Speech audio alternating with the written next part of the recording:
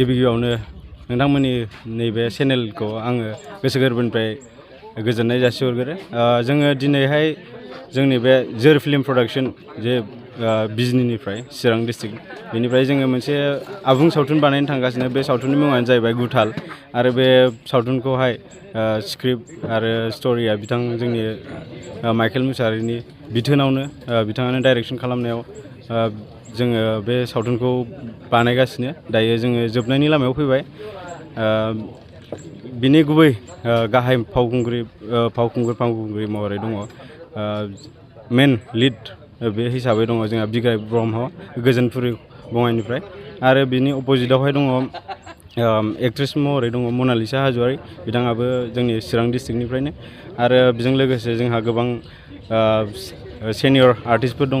लोगोसे ओरैनो बर'नि मुंदांखा फावखुंगुरफोर जेरै थाख्लाय नार्जारि बिथां दङ आरो राजश्री बसुमतारी बिथां दं आरो बर'नि मुंदांखा फावखुंग्रि मेडाम रिंकुमनि नार्जारि बिथांमोनाबो नैबे जोंनि सावथुनाव खामानि मावलांगासिनो माने जोंनियाव फाव खालामदों।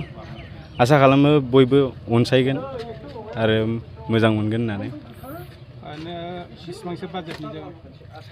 ओरैनोथ' जोङो 10 to 15नि गेजेराव बानायदोंमोन, दा 15नि बारलांसिगोन। जोङो दा डेटखौहाय दाबो जों फिक्स खालामनो हायाखै। जोङो ओरैनो 15 सेप्तेम्बर 15नि गेजेराव खालामनो नाजादोंमोन। दा हाहैस्लाबगोन ना हाहैस्लाबा बेखौ जोङो दा फिक्स बुंनो हाथ'आ आरो।